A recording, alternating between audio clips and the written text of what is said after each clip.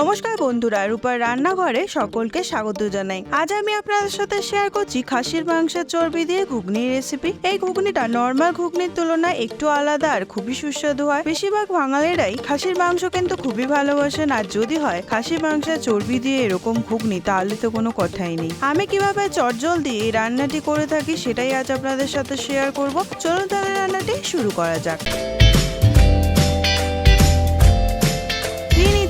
বেশ অনেকটা পরিমাণে মটর, আমি মটরগুলো ওভারনাইট জলে ভিজিয়ে রেখেছিলাম। আপনারা আপনাদের পরিমাণ মতো মটর নিয়ে নেবেন। আর নিয়ে নিয়েছি দুটো ছোট সাইজের আলু, সেগুলোকে ছোট ছোট টুকরো করে কেটে নিয়েছি। নিয়ে নিয়েছি খাসির মাংসের চর্বি, এইভাবে টুকরো করে চর্বিগুলোকে কেটে নেবো। আপনারা আপনাদের ইচ্ছে মতো সাইজ করে কেটে নেবেন। নিয়েছি একটা প্রেসার কুকার, ওর মধ্যে দিয়ে দিয়েছি টুকরো করে কেটে রাখা আলু, ওভারনাইট ভিজিয়ে রাখা মটরগুলো আর সামান্য নুন। এবার লিডটাকে আটকে দেবো। আপনারা আপনাদের প্রেসার কুকার বুঝে সিটে দিয়ে নেবেন। এবার একটা মশলা তৈরি করতে হবে। কড়াইতে দিয়ে দিয়েছি 1.5 চামচ মতো গোটা ধনে, একটু নাড়িয়ে চাড়িয়ে নিয়েছি। প্রতিটা মশলা রোস্ট হওয়ার সময় কিন্তু খুব আলাদা আলাদা, তাই আমি আলাদা আলাদা ভেজে নিচ্ছি। ধনে ভাজা কিন্তু হয়ে গেছে। দিয়ে দিয়েছি 1 চামচ গোটা জিরে, সেটাও নাড়িয়ে চাড়িয়ে নিচ্ছি। সুন্দর গন্ধ বেরিয়ে এলেই নামিয়ে নেব ওই বাটিতে। দিয়ে দিয়েছি 4টে এলাচ, 3টে লবঙ্গ, একটা দারচিনি আর একটা গোটা শুকনো লঙ্কা। এগুলো প্রায় একই টাইম লাগে, তাই একসাথেই দিয়ে দিয়েছি। এবার মশলা ভাজা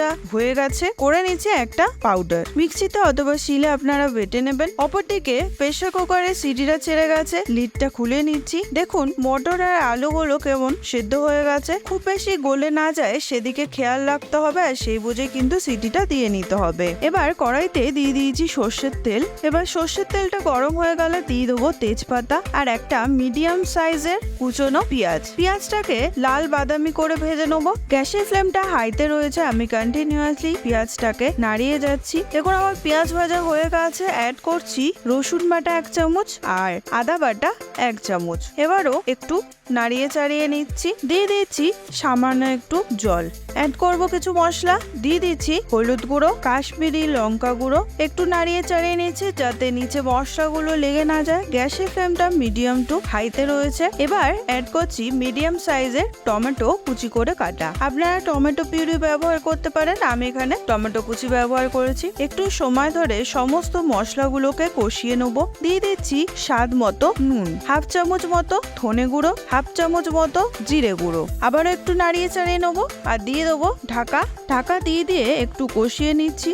টমেটোগুলোকে একটু স্ম্যাশ করে দিচ্ছি, মানে একটু গেলে দিচ্ছি। একটু সময় ধরে কিন্তু ভালো করে মশলাগুলোকে কষিয়ে নিচ্ছি। মশলা ভালোভাবে কষানো হলে কিন্তু রান্নাও খুব সুস্বাদু হয়। কষানোর উপর কিন্তু অনেকটা ডিপেন্ড করে যে রান্না কেমন হবে। যখন মশলা থেকে তেল সেপারেট হয়ে যাবে তখন আমি অ্যাড করব সিদ্ধ করে রাখা মটর আর আলুগুলো। একটু জল সমেতই আমি দিয়ে দিয়েছি। যদি একটু জল অ্যাড করতে লাগে তাহলে আপনারা বুঝে জলটা অ্যাড করবেন। এবার যেই মশলাটা আমি করে রেখেছিলাম, মানে রোস্টেড সেই মশলার পাউডার বানিয়ে নিয়েছিলাম, সেটা অ্যাড করছি। দিয়ে দিয়েছি 2 চামচ মতো গুঁড়ো করে রাখা মশলা। এবার দিয়ে দেবো খাসির মাংসের চর্বিগুলো দিয়ে কিন্তু একটু ঢাকা দিয়ে ফুটিয়ে নেবো। এখন গ্যাসের ফ্লেমটা আমি লো টু মিডিয়ামে রেখেছি। ঢাকা দিয়ে ফুটিয়ে নিয়েছি যাতে চর্বিগুলো সেদ্ধ হয়ে যায়। যদিও চর্বিগুলো সেদ্ধ হতে খুব বেশি সময় লাগে না, তবুও আমি ঢাকা দিয়ে সেদ্ধ করে নিচ্ছি।